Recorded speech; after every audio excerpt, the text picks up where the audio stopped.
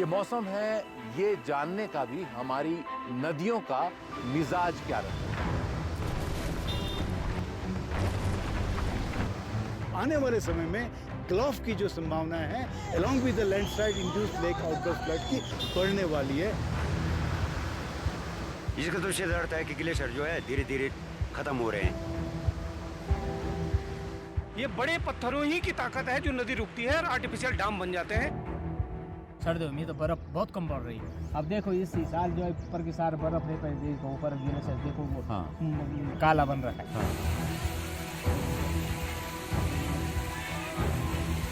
Higher Himalaya में नदियों को अविरल बहने दीजिए, उनको अवरोधित मत कीजिए। इसलिए बहुत जरूरी है कि हम नदी के अधिकार का सम्मान करें।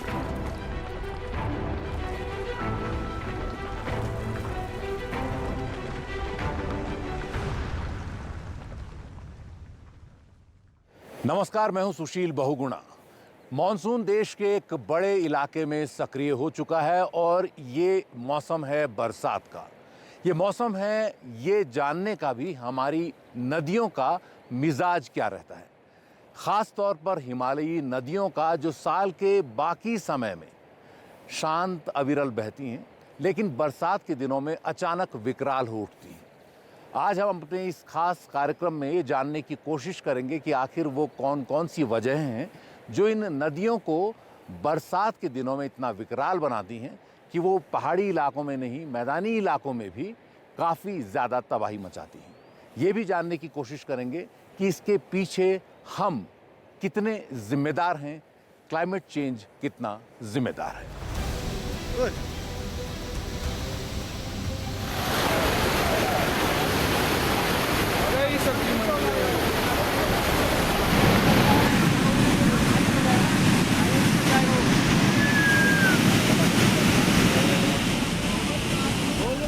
हिमालयी नदियां एक बार फिर बौखलाई हुई हैं। आए दिन हिमालयी राज्यों से तबाही की डराने वाली ऐसी तस्वीरें सामने आ रही हैं। हर साल मॉनसून और उसके आसपास इन पहाड़ी इलाकों में नदियों के रास्तों पर ऐसी ही आपदाएं लौट आती हैं। साल के बाकी समय शांत बहने वाली हिमालयी नदियां बरसात में उफान पर आ जाती हैं। हिमालय के ग्लेशियरों से निकली इन नदियों में भारी बारिश के बाद जब पहाड़ी जंगलों से उतरे हजारों झरने मिलते हैं तो ये मचल उठती हैं।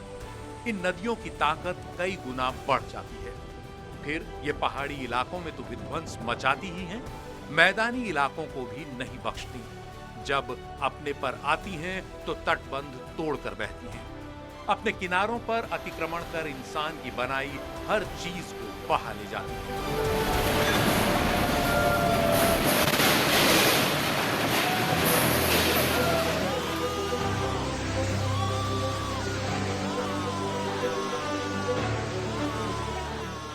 लेकिन सवाल यह है कि बरसात के दिनों में ही हिमालयी नदियां इतनी क्यों बौखला उठती हैं? इसकी दरअसल कई वजहें हैं।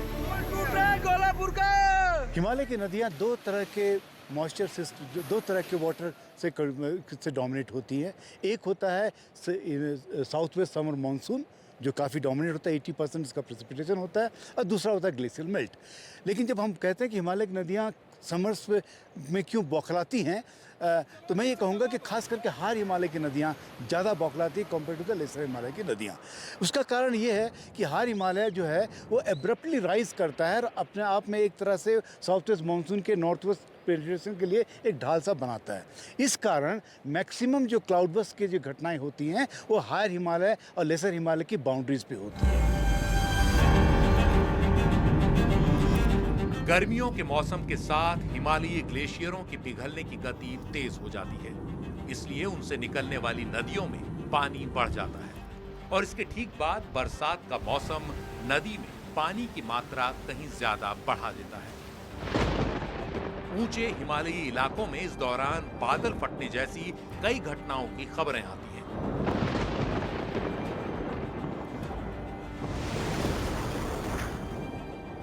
दरअसल होता यह है कि भारी नमी लिए मॉनसूनी हवाएं जब उच्च हिमालयी इलाकों तक पहुंचती हैं तो ऊपर की ओर उठती हैं। लेकिन एक ऊंचाई तक जाने के बाद कम तापमान के कारण बादल इस नमी को संभाल नहीं पाते। ये नमी मोटी बूंदों में बदल जाती है। नतीजा होता है मूसलाधार बारिश, जिसमें कई बार बादल फटने की घटनाएं भी शामिल होती हैं। बादल फटने का अर्थ है किसी जगह पर एक ही घंटे के अंदर 100 मिलीमीटर से ज्यादा बारिश का हो जाना। हालांकि इन दिनों चलन ये हो चला है कि खबरों में पहाड़ी इलाकों में हर भारी बारिश को बादल फटना कह दिया जाता है, जो तकनीकी तौर पर सही नहीं है। बीते कुछ सालों में ये पैटर्न भी देखा गया है कि पहाड़ी इलाकों में भयानक बारिश की कई घटनाएं अक्सर एक छोटे इलाके तक ही सीमित होती हैं और फिर उस इलाके में भारी तबाही मचाती है। ऐसी बढ़ती घटनाओं को क्लाइमेट चेंज से जोड़कर देखा जा रहा है।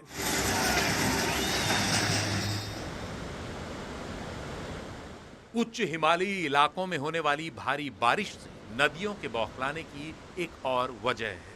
वो ये कि अक्सर जिन घाटियों से ये नदियां गुजरती हैं वो बहुत संकरी होती हैं और उनका ढाल बहुत तीखा होता है। और इन ढालों पर तेजी से बहती इन नदियों की मारक क्षमता तब और बढ़ जाती है जब नदियों के दोनों ओर बिखरा भूस्खलन का नया पुराना मलबा पानी के बहाव के साथ मिलकर नीचे आता है और पानी की ताकत को कई गुना बढ़ा देता है। हायर हिमालय की जो घाटियां हैं कंपेयर टू लेसर हिमालय वो काफ़ी संकरी होती है। तीसरी बात बड़ी इंपॉर्टेंट आपको ध्यान में रखनी पड़ेगी कि हायर हिमालय का डोमेन जो होता है वो ओल्ड और नए लैंडस्लाइड से काफ़ी ज़्यादा आच्छादित है। इस कारण से जब ये फोकस रेनफॉल होती है तो ये जो इसके जो स्लोप्स हैं जिसमें लैंडस्लाइड की डेब्रिस बैठी हुई है ये ट्रिगर करती हैं और ट्रिगर करने के कारण जब ये नीचे रोल डाउन करती है नैरो वैली होने के कारण नदियां अवरोधित हो जाती है और उससे टेम्पररी डैम बनता है। यहाँ एक बात बड़ी इंपॉर्टेंट आपको बताना चाहूँगा कि हमारा एक अध्ययन अपर गंगा कैचमेंट में था। पिछले 1000 साल में हमने देखा कि मैक्सिमम जो फ्लड्स ये उत्तराखंड हिमालय में आए हैं वो लैंडस्लाइड से जनरेटेड फ्लड ही थे। हिमालय में यह ध्यान रखना बहुत जरूरी है कि किसी छोटी सी नदी की भी ताकत को कम आंकने की गलती न की जाए। जैसे भूवैज्ञानिक डॉक्टर नवीन जुयाल ने बताया कि कई बार कोई एक बहुत छोटी नदी भी किसी एक्सट्रीम इवेंट में अपने साथ इतना मलबा, इतनी चट्टानें ले आती है कि रास्ते में पड़ने वाली दूसरी नदियों का रास्ता तक रोक सकती है। खतलिंग ग्लेशियर के रास्ते में ऐसी ही एक छोटी नदी हमें मिली जिसका नाम है कल्याणी गाड़। इस पर्टिकुलर लोकेशन पर आप एक छोटी स्ट्रीम देख रहे हैं। ये स्ट्रीम इसका जो डिस्चार्ज है ये मुझे ये बताता है कि ये कहीं ना कहीं ऊपर में कोई सर्क ग्लेशियर है ना। वो सर्क ग्लेशियर आज तो हैंगिंग है लेकिन अतीत में जरूर वो नीचे की तरफ आया होगा। जब वो नीचे की तरफ आया होगा तो अपने साथ वो मोरेन लेके आया होगा जैसे हमने ऊपर देखा है। अब उसके बाद जब ग्लेशियर रिसीड हो जाता है तो कालांतर में जब एक्सट्रीम इवेंट्स हुए हैं या ग्लोब भी हुआ होगा इस स्ट्रीम के अंदर में तो हमारे पास में इस ढंग के डेब्री फ्लोज आते हैं।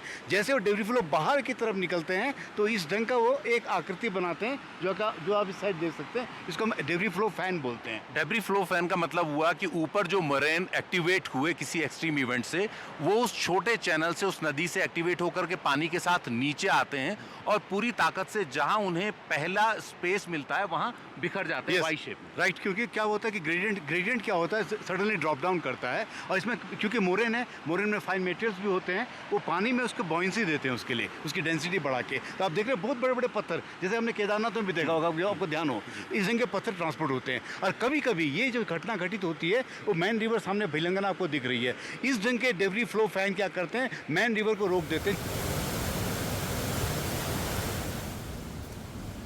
हमारे साथ चल रहे ट्रैकर सोबन बर्थवाल इस इलाके से बहुत अच्छे से वाकिफ हैं।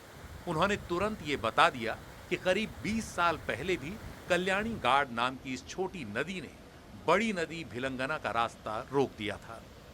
जिस छोटी सी नदी की हम बात कर रहे थे उसका नाम है कल्याणी गाड़, जो आगे भिलंगना में मिलती है। और जब हमने कहा कि इस नदी ने भिलंगना का रास्ता रोका तो हमारे गाइड जो नीचे घुत्तू के रहने वाले हैं नीचे के गांव के, उनका कहना है कि 2003 या 4 का इवेंट है। 2003-4 में क्या हुआ था, अगर आप थोड़ा आगे आकर बताएं तो ये पहले यहाँ पे अच्छा था, ये इतना पत्थर रेस पे नहीं थे। ये ऊपर से जब ग्लेशियर टूटा होगा हाँ उसका मलबा ये पूरा आगे से नदी को ब्लॉक कर अच्छा नदी को ब्लॉक करने के बाद वो पानी सारा रुक गया तो उससे कुछ टाइम पहले यहाँ पे लकड़ी का भी कटान हुआ था, तो सारी लकड़ियाँ इकट्ठी हो गई, फिर वो पूरा एकदम राहत हो गई है से।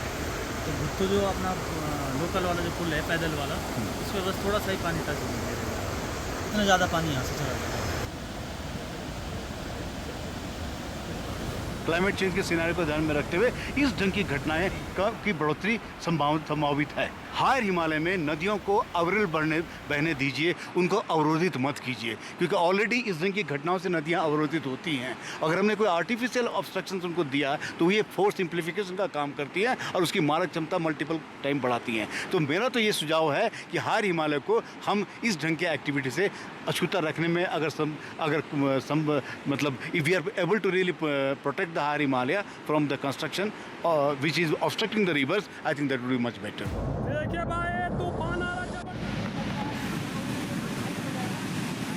हिमालय में एक छोटी नदी किस कदर तबाही मचा सकती है और बड़ी नदी का रास्ता रोक सकती है, इसका एक ताजा उदाहरण फरवरी 2021 ऋषि गंगा त्रासदी भी है। ये सब बह गया, ये पुल था सामने, ये पुल बह गया है। तब करीब 5600 मीटर ऊंचे रौंठी पीक से एक बड़ी चट्टान टूटकर 2 किलोमीटर नीचे पहाड़ी नदी रौंठी गाड़ पर आ गिरी। उसने रौंठी गाड़ में जबरदस्त हलचल मचा दी।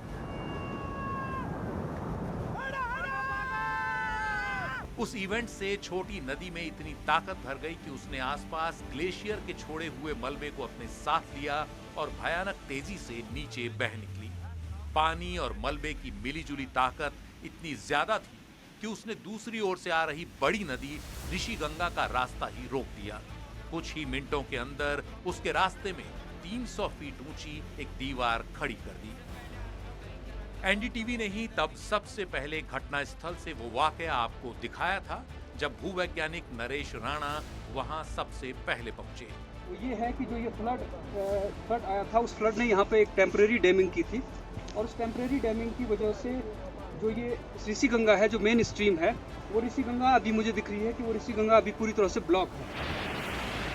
बौखलाई हुई ऋषि गंगा ने नीचे के 2 हाइडल पावर प्रोजेक्ट रैणी और तपोवन विष्णुगाड़ प्रोजेक्ट को तबाह कर दिया।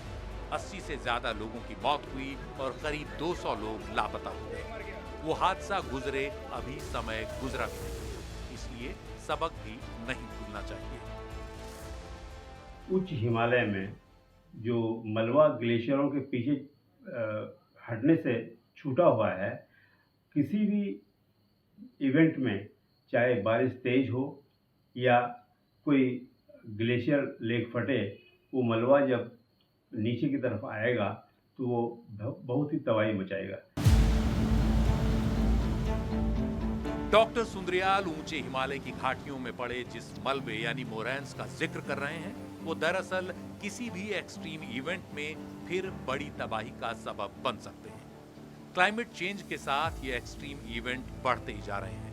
ये क्लाइमेट चेंज भी हिमालयी नदियों के विकराल होने के पीछे एक बड़ी वजह है। क्लाइमेट चेंज के प्रति मैदानी इलाकों के मुकाबले पर्वतीय इलाके ज्यादा संवेदनशील होते हैं। यहाँ जरा सा मौसमी बदलाव भी बड़ा असर दिखा सकता है, भूगोल को बड़े पैमाने पर प्रभावित कर सकता है, वनस्पतियों से लेकर जीव जंतुओं के विलुप्त होने की रफ्तार तेज कर सकता है। क्लाइमेट चेंज के कारण हिमालय के ग्लेशियरों की पिघलने की रफ्तार बढ़ी है।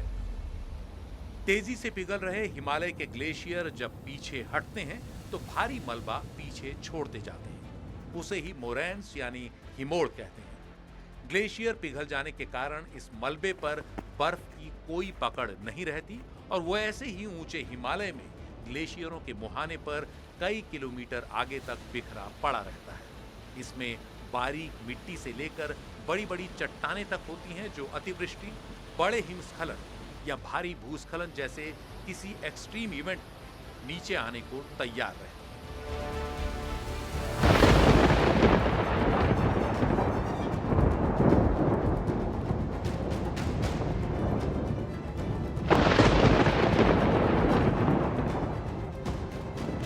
मोरैंस द्वारा तबाही के कई उदाहरण हर साल सामने आते हैं। 2013 की केदारनाथ त्रासदी सबको याद रहने वाला एक उदाहरण है। तब भारी बारिश और केदारनाथ घाटी के पीछे चोराबारी झील के टूटने से इस उच्च हिमालयी इलाके में जो सैलाब आया वो अपने साथ भारी मात्रा में गाद और बड़ी चट्टानें लेकर उतरा। उन चट्टानों ने कुछ ही घंटों में केदारनाथ के भूगोल को बदल दिया। मंदिर के आसपास की बड़ी बड़ी इमारतें उस मलबे के नीचे दब गईं। उस मलबे की ताकत ने रामबाड़ा को नक्शे से मिटा दिया, गौरीकुंड में भारी तबाही मचाई और आगे सोनप्रयाग और सीतापुर आते आते नदी का तल कई मीटर ऊंचा उठा दिया। 2013 में हुई उस तबाही में मोरैंस की भूमिका का भी हमने जायजा लिया था। जून 2013 की त्रासदी के दरमियान नदी का जो लेवल था वो लगभग 30 मीटर ऊपर उठ गया था, जिसका अनुमान आप उस फ्लोर में पड़े हुए डिपॉजिट के द्वारा देख सकते हैं। हिमालयी नदियों के रौद्र रूप लेने की एक और बड़ी वजह है, वो है ग्लॉफ यानी ग्लेशियर लेक आउटबर्स्ट फ्लड। ग्लेशियरों से जुड़ी झीलों के टूटने से आने वाली बात। अक्टूबर 2023 में सिक्किम के साउथ लोहनक ग्लेशियर की झील के फटने के बाद की तबाही की ये तस्वीरें शायद सबको याद हों। तब सिक्किम हिमालय में 5200 मीटर की ऊंचाई पर ग्लेशियर के पिघलने से बनी साउथ लोहनक झील अचानक टूट गई थी। झील के टूटने से निकला पानी इतनी तेजी से नीचे उतरा कि उसने निचले इलाकों में तबाही बरपा दी।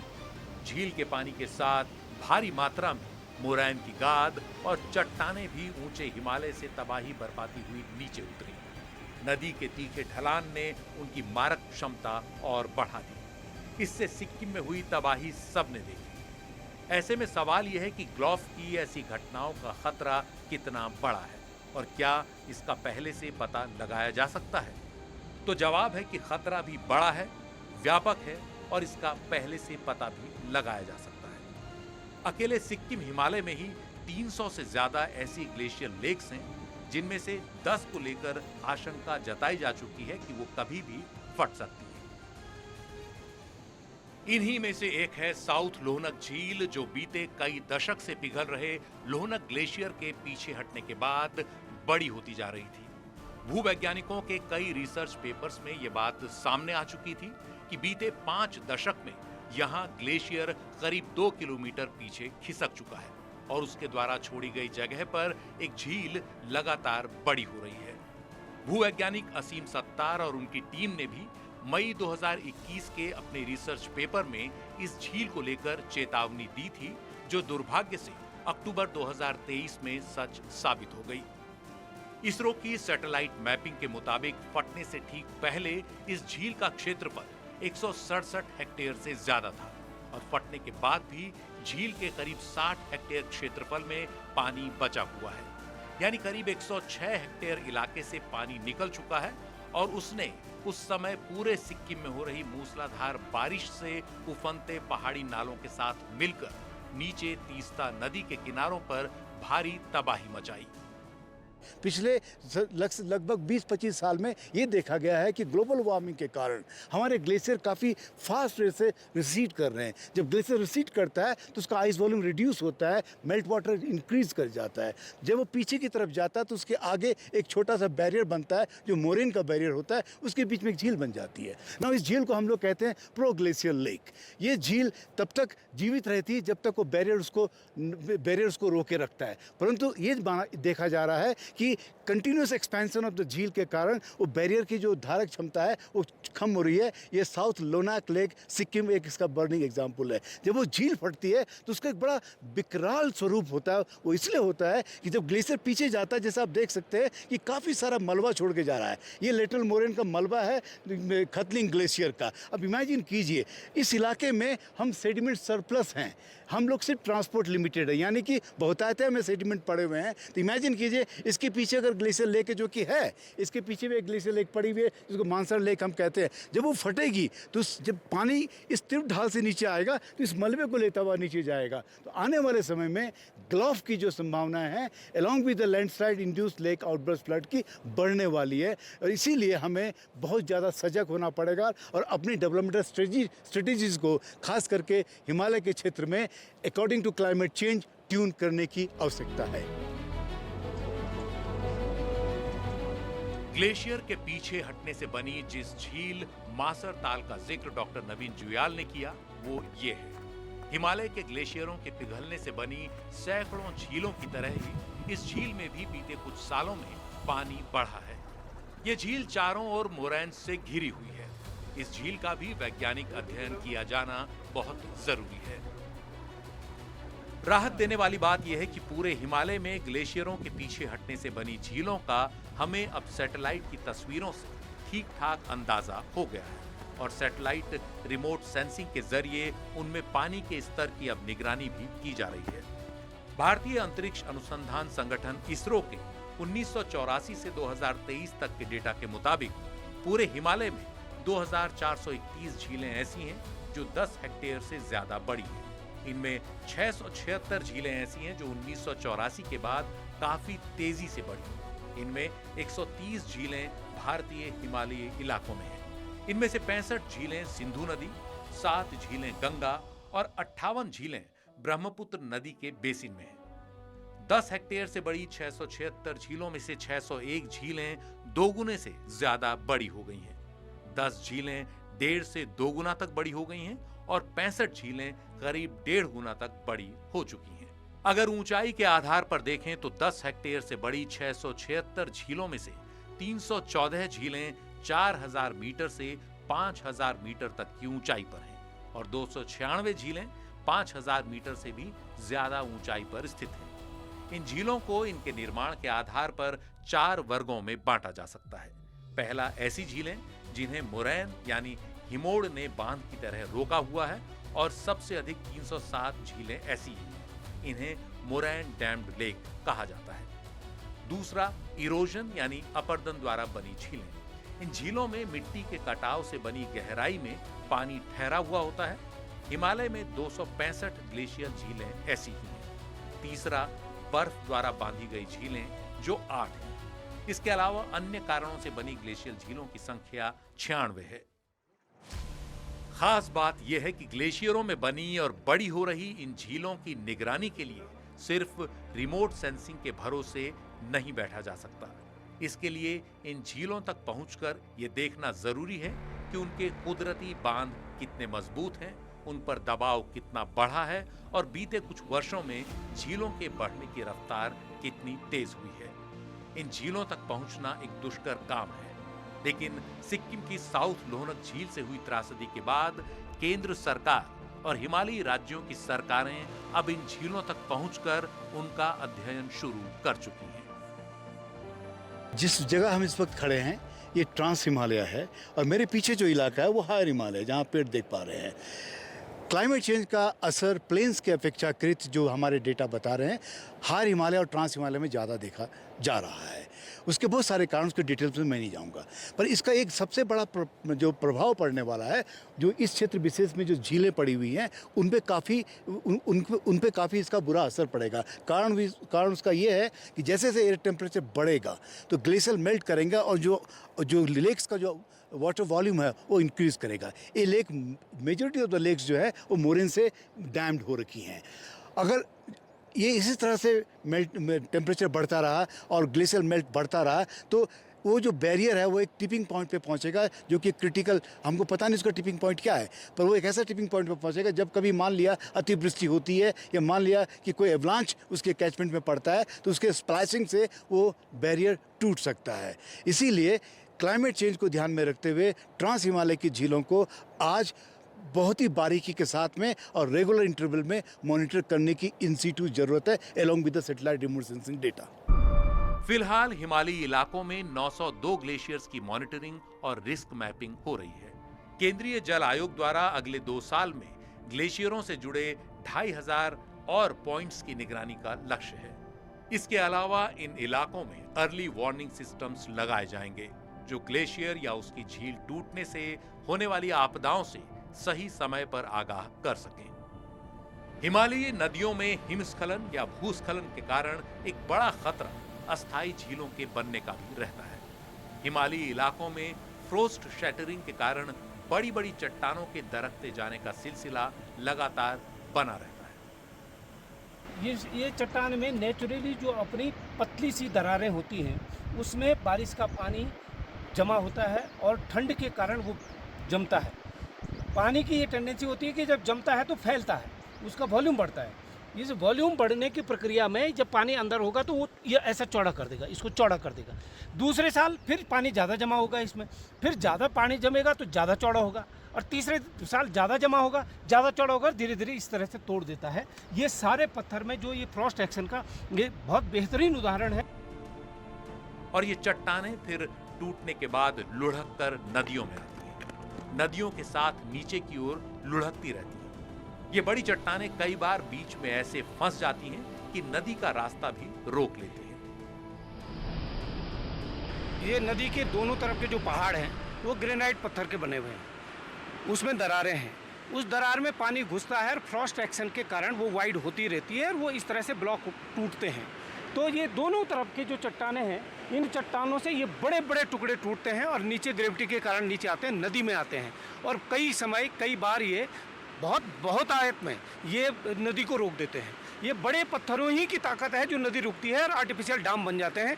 और उसके बाद कुछ समय बाद ये जो टेम्परेरी डैम होते हैं ये उसके बाद टूटते हैं और डाउन स्ट्रीम में भारी तबाही करते हैं। तो ये रिपीटेड हमने हर नदी में ये ऐसा देखा है। बरसात के दौरान पानी ज़्यादा होता है तो उसके कारण पानी का जो बीच में फंसने वाला मलबा है वो उस समय नदी में ज़्यादा आता है, इसके कारण ब्लॉक हो जाता है। तो ये ब्लॉक तो कभी भी हो सकते हैं, लेकिन ज़्यादातर ये बरसात में ही होते हैं। और ये नेचुरल है? ये नेचुरल है। हिमालयी नदियों में किस तरह से अस्थाई बांध बन सकते हैं, यानी कि टेम्पररी डैमिंग हो सकती है, उसका एक उदाहरण यहाँ भिलंगना नदी में आप देख सकते हैं। नदी के बीच में दो बड़े पत्थरों ने उसका रास्ता रोकने की कोशिश की है। हालांकि अभी एक बहुत छोटा सा रास्ता है जिससे पानी बहकर आगे जा रहा है, लेकिन अगर कोई बहुत छोटा सा इवेंट भी होता है जो अपने साथ कुछ और पत्थर बहाकर लाए और पेड़ों को लेकर आए, तो पेड़ क्या करते हैं कि एक तरह का वायर मैश, एक तरह का जाल बना देते हैं जिससे उस पार पानी अक्सर नहीं जा पाता किसी इवेंट में, और पीछे के इलाके में एक तरह का पॉन्ड, एक तरह की झील बन जाती है और वो झील का दबाव धीरे धीरे बढ़ता जाता है और अचानक जब एक क्रिटिकल पॉइंट पर पहुंचता है तो वो टूटता है, वो एक साथ पानी नीचे जाता है और वो पानी तब वहाँ तबाही मचा सकता है। तो इस तरह की हिमालयी नदियों में डैमिंग होती है टेम्पररी, जो कि खतरनाक भी साबित होती रही है कई बार। इस वक्त हम जिस लोकेशन पे खड़े हैं इसको हम एवलांच चैनल बोलते हैं। एवलांच विंटर में ट्रिगर करता है। जो अपर रीचेस आप देख रहे हैं उस कैविटीज़ में स्नो एक्यूमुलेट करता है। कैविटीज स्मॉल्स हैं, जैसे स्नो की मात्रा बढ़ती है वो स्पिल ओवर करता है। साथ में फ्रॉस्ट सैटरिंग भी होती है और जब स्नो नीचे की तरफ ग्लाइड करता है वो अपने साथ इस तरह के बॉर्डर लाता है। ये चैनल्स जो जाकर के नीचे नदी जो बैठी है उसको ऑब्स्ट्रक्ट करने की प्रक्रिया में अपना बहुत महत्वपूर्ण योगदान करता है। नदियों और पहाड़ों को समझने की हमारी इस यात्रा के दौरान भूवैज्ञानिक डॉक्टर एसपी सती ने चट्टानों के टूटने और मिट्टी में बदलने की एक और वजह समझाई। यह है केमिकल वेदरिंग, यानी पानी और हवा के साथ मिलकर चट्टानों में होने वाली रासायनिक क्रियाएं, जिनसे धीरे धीरे चट्टानें टूटती हैं और मिट्टी बनती है। दूसरी केमिकल वेदरिंग होती है। ये जो इसकी छोटी छोटी दरारें हैं, इसमें पानी जाके पानी में एक एसिड होता है HCO3, कार्बोनिक एसिड उसको बोलते हैं। CO2 के साथ मिलके आसमान का पानी, जो बारिश का पानी होता है, कार्बोनिक एसिड होता है, वो मिलके इसके साथ रिएक्शन करके इसमें जो रिएक्टिव मिनरल्स हैं सिलिका के अलावा, वो रिएक्शन करके छोटे छोटे फ्रेगमेंट्स में इस रॉक को तोड़ देते हैं। कालांतर में जो मिट्टी का सॉइल का निर्माण करते हैं। सॉइल बनने की प्रक्रिया यहाँ पे देखी जा सकती है। इस फ्रेगमेंट में धीरे धीरे ये इसके फ्रेगमेंट्स ऐसे टूट रहे हैं और ये धीरे धीरे सैंड अलग हो रही है, सॉइल बनेगी धीरे, बाद में ये मैच्योर सॉइल बनेगी। तो ये केमिकल वेदरिंग है एक तरह से चट्टानों की, बिल्कुल, जो सॉइल फॉर्मेशन का एक और तरीका है। बिल्कुल। भिलंगना नदी के किनारे चलते चलते हमारे रास्ते में एक ग्लेशियर भी पड़ा, जिसे पार कर हम आगे बढ़े। ये दरअसल पहाड़ में ऊपर बैठे एक सर्क ग्लेशियर, जिसे आप लटकता हुआ ग्लेशियर कह सकते हैं, उसकी घाटी में नीचे निकली एक शाखा थी जो नीचे नदी तक जा रही थी। डॉक्टर नवीन जुयाल ने वक्त निकाला इस एक्सपीडिशन के लिए और इस वक्त वो इस सर्क ग्लेशियर के एक हिस्से को पैदल चल के पार कर रहे हैं। डॉक्टर जियाल काफ़ी जुनूनी हैं, हिमालय में कई जगहों पर ग्लेशियर्स में उन्होंने काम किया है और इस ख़ास डॉक्यूमेंट्री के लिए उन्होंने हमारे साथ आने का तय किया। हालांकि उन्हें अहमदाबाद निकलना था, लेकिन मेरे आग्रह पर वो बात माने और उन्होंने जिस तरह से इसे क्रॉस किया उससे देखकर लगता है कि कोई वेटरन है हिमालय का, जिसने एक ग्लेशियर के हिस्से को इस तरह से क्रॉस किया। बहुत बहुत धन्यवाद सर। ये जो होल दिख रहा है सर जो पीछे, ये इसके बारे में आप क्या कहेंगे, जिसको हमने अभी क्रॉस किया है, इसके मतलब इसको आप कैसे एक्सप्लेन करेंगे?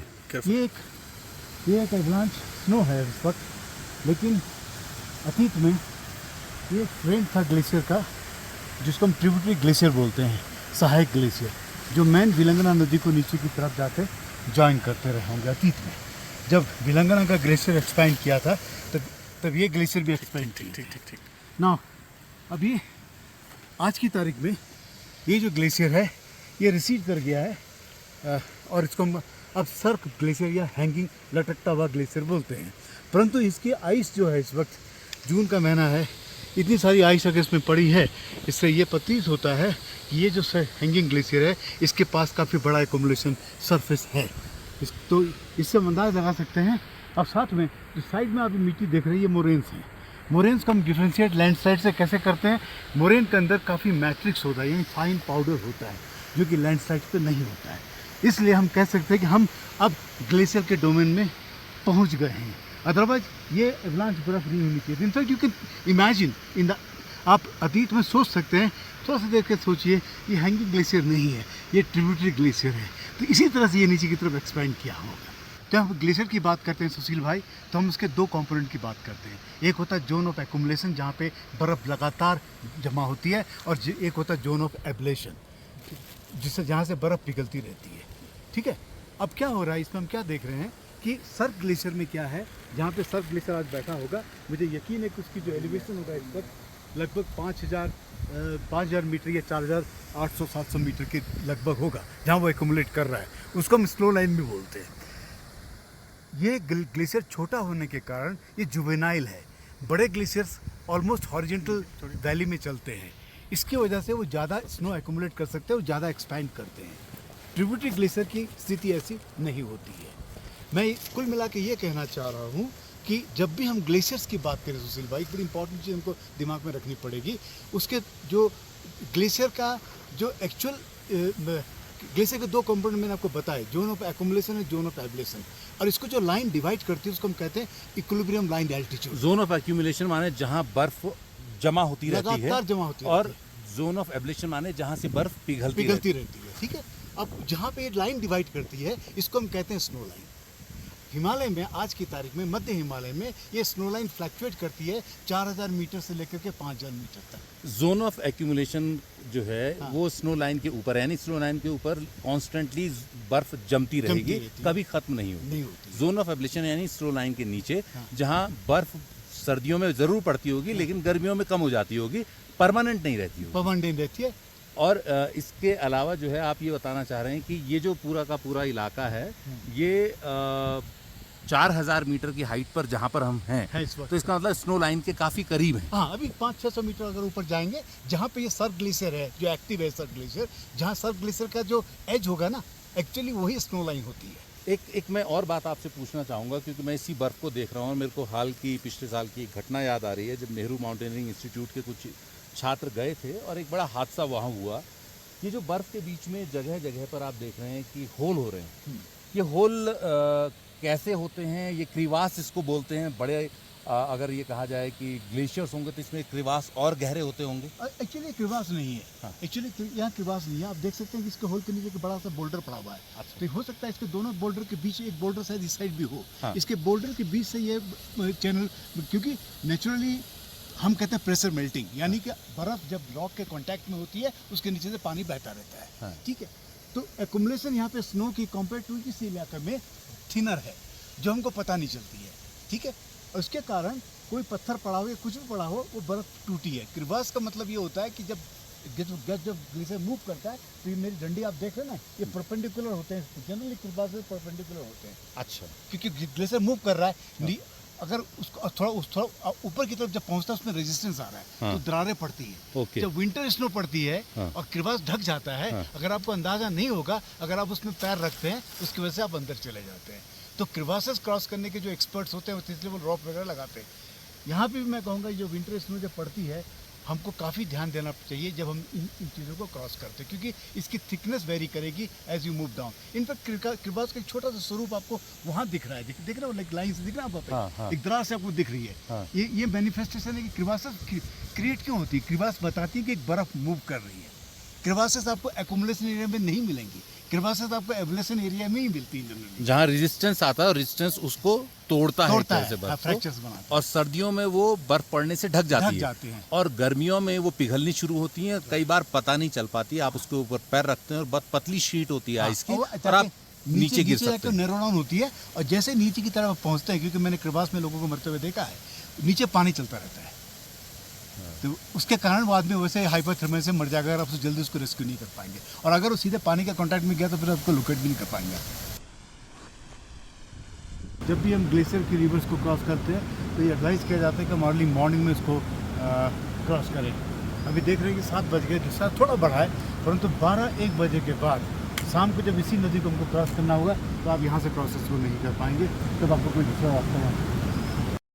एक पर्वतीय नदी का संगीत पत्थरों के बिना पूरा नहीं हो सकता। ये पत्थर ही हैं जो एक पहाड़ी नदी के संगीत को लयबद्ध करते हैं। ये पहाड़ी नदी, उसका अल्हड़पन इन पत्थरों से ही तय होता है, उसका यौवन इन पत्थरों से तय होता है।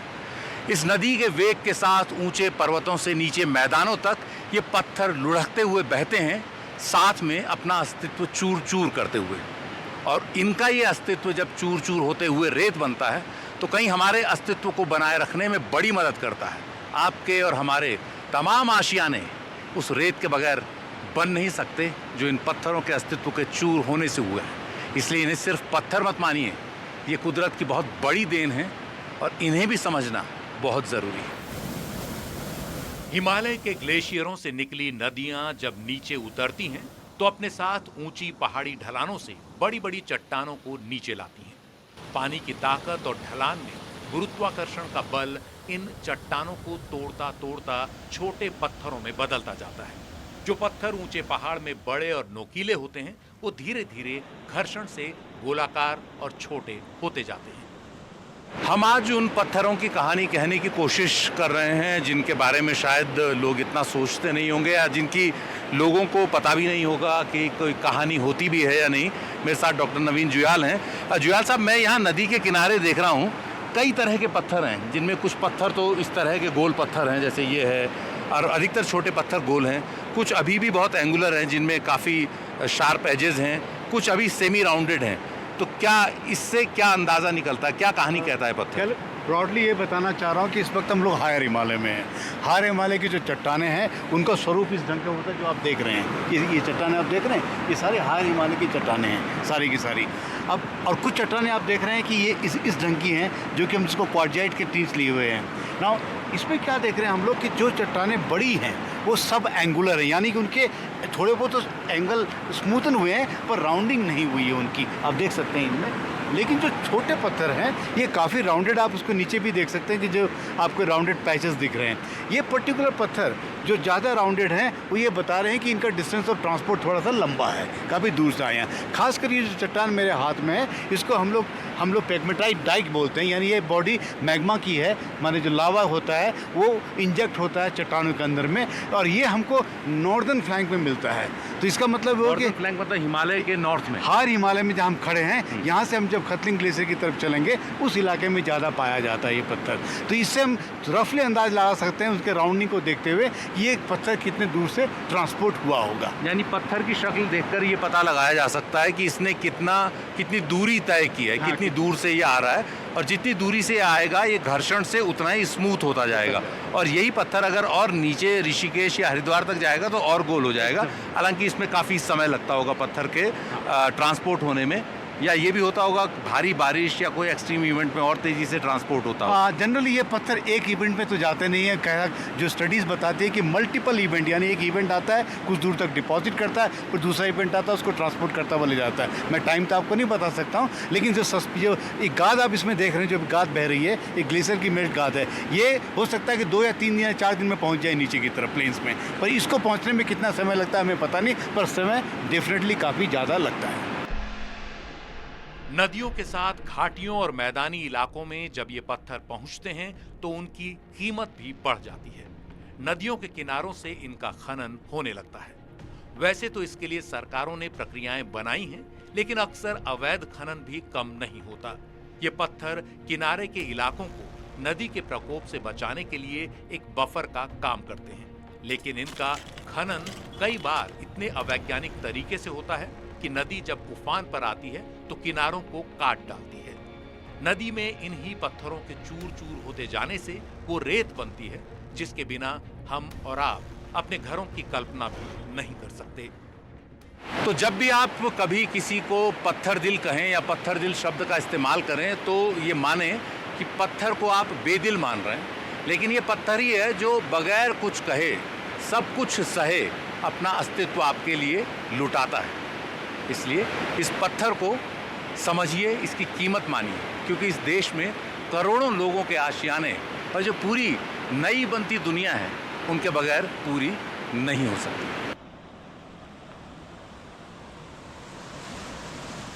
सही कहा जाए तो कठोर दिल हम इंसान हो गए हैं, जो न नदियों का अधिकार समझते हैं और न ही उसके पत्थरों की अहमियत। निर्माण के नाम पर नदियों के किनारों पर अतिक्रमण करते जाते हैं और साल में एक बार बरसात के दिनों में जब नदी अपना इलाका वापस लेने लौट आए तो हाय तौबा मचा डालते हैं। ऊंचे हिमालयी इलाकों में अगर आप देखेंगे तो नदी इसी तरह से कमोबेश बिना किसी अतिक्रमण के बहती है। उसके दोनों ओर उसी के लाए हुए पत्थर होते हैं, उसी की लाई हुई गाद होती है। लेकिन जैसे जैसे नदी मध्य हिमालय या निचले हिमालयी इलाकों में पहुंचती है तो इस पर अतिक्रमण शुरू हो जाता है नदी के दोनों ओर। और जब वो मैदानी इलाकों में पहुंचती है और इस तरह की नदी अगर किसी मैदानी इलाके से, रिहायशी इलाके से वहाँ के गुजरेगी, किसी शहर से, तो निश्चित मानिए कि रिवर व्यू अपार्टमेंट करके, रिवर व्यू सोसाइटी करके दोनों तरफ कुकुरमुत्तों की तरह बिल्डर्स के बड़े बड़े अपार्टमेंट्स इसके किनारे उगाएंगे। यही नहीं, झुग्गी झोपड़ियाँ भी उगाएंगी। चाहे वो संसाधन वाला व्यक्ति हो, चाहे वो संसाधनहीन हो, नदी का लिहाज बहुत ही कम लोग करते हैं। और यही वजह है कि जब वक्त आता है तो नदी भी किसी का लिहाज नहीं करती। इसीलिए बहुत ज़रूरी है कि हम नदी के अधिकार का सम्मान करें, चाहे वो उच्च हिमालय हो, मध्य हिमालय हो या फिर मैदान। यही नहीं, बिजली उत्पादन के नाम पर बड़ी बड़ी बांध परियोजनाओं के जरिए नदियों को अंधाधुंध तरीके से बांधना भी उनको मारने से कम नहीं है। किसी जीवंत हिमालयी नदी को बांधने की हमारी जिद क्या गुल खिलाती है या खिला सकती है, अगर वो देखना हो तो यहाँ मेरे पीछे देखिए। एक बांध के आगे बेबस सी भिलंगना नदी, जिसे हमने ऊंचे हिमालय में अटखेलियां मारते हुए देखा, वो यहाँ मृतप्राय सी पड़ी है। ये तब और ख़राब साबित होता है जब हमारी ऐसी बड़ी बड़ी परियोजनाएं जब लागू होती हैं तो जो नतीजा होता है वो वादे से आधा भी नहीं होता। आज के दौर में क्लाइमेट चेंज दुनिया के सामने खड़ी सबसे बड़ी चुनौतियों में से एक है। इसके संकेत हमें तेजी से गर्म होती आबोहवा की शक्ल में दिखते हैं। गर्मियों का मौसम और गर्म और लंबा होता जा रहा है, सर्दियों का मौसम सिकुड़ता जा रहा है। आबोहवा में ये बदलाव पहाड़ों में सबसे ज्यादा और जल्दी महसूस होता है। मौसम में बदलाव पूरी दुनिया महसूस कर रही है। मैदानी इलाकों के लोग भी इसे खूब महसूस करते हैं और गर्मियों में तो कुछ ज़्यादा ही उन्हें इसका एहसास होता है। हालांकि इसके लिए करना क्या है, इसका एहसास कितनों को होता है, ये कहना बहुत मुश्किल है। लेकिन क्लाइमेट चेंज यानी आबो हवा में बदलाव का सबसे ज़्यादा एहसास और सबसे ज़्यादा दर्द अगर कहीं दिखता है तो वो पर्वतीय इलाकों में दिखता है, ख़ासतौर पर उन लोगों में जो या तो पर्वतों में रहते हैं लगातार या फिर यहाँ पर अपनी रोज़ी रोटी के लिए बकरियां चराते हैं या मवेशियां चराते हैं और पूरे पहाड़ के प्रोफाइल को साल भर में देखते हैं, नीचे मैदानों से लेकर ऊपर तक।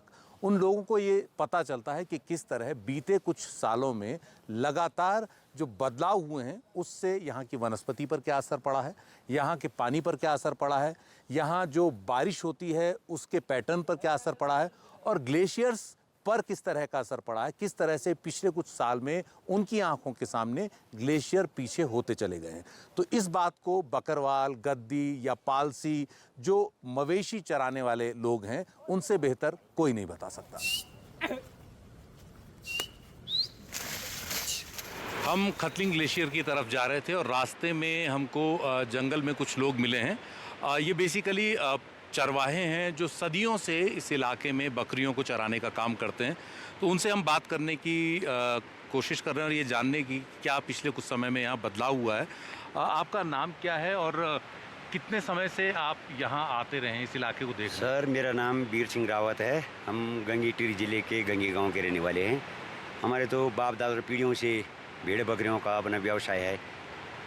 तो और यहाँ इतने सालों में आपने देखा होगा, अगर बचपन से आ रहे होंगे, क्या कुछ बदलाव दिखा आपको? बदलाव तो बहुत है सर। जैसे बदलाव तो सर जैसे ये नदी का बढ़ जाना, पानी अब बहुत ज़्यादा हो गया। पहले जिन जगहों हम बिना पानी मतलब छोटे छोटे गधेरे होते थे, हम तो गधेरे बोलते हैं उनको, तो उनमें जैसे हम बकरियों ऐसे टपा देते, अब वहाँ जो है कम से कम बहुत नदी वो बड़ी नदी बन गई है।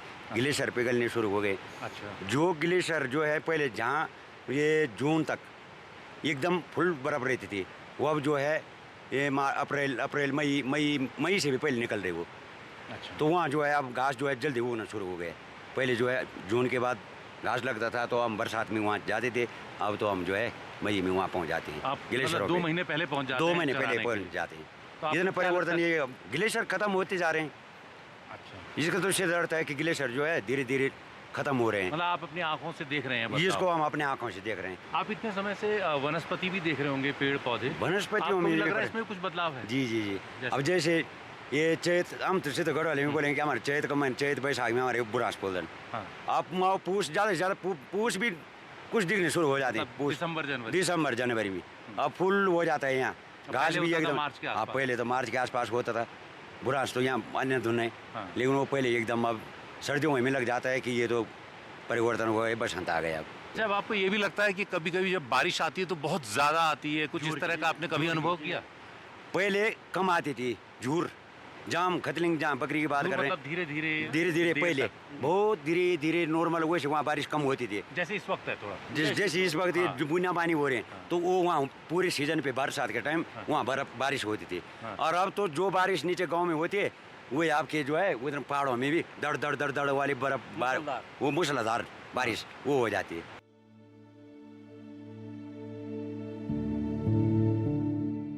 भारत का इतिहास और भूगोल तय करने में हिमालय की सबसे बड़ी भूमिका रही है। हिमालय है तभी भारत का ये मौसम है, ये तमाम ऋतुएं हैं। हिमालय है तो भारत की आधी से ज्यादा आबादी के लिए अनाज और पानी का आश्वासन है। जो हिमालय हमारे अस्तित्व के लिए इतना अहम है, उसके संसाधनों के साथ उतनी ही संवेदनशीलता के साथ व्यवहार भी होना चाहिए। हिमालय की नदियां और जंगल इन संसाधनों में सबसे खास हैं। इसीलिए हिमालय की हिफाजत हमारी तमाम नीतियों के केंद्र में होनी बहुत जरूरी है। अपने सहयोगी कैमरा पर्सन सुधीश राम के साथ सुशील बहुगुणा की रिपोर्ट, एनडीटीवी इंडिया।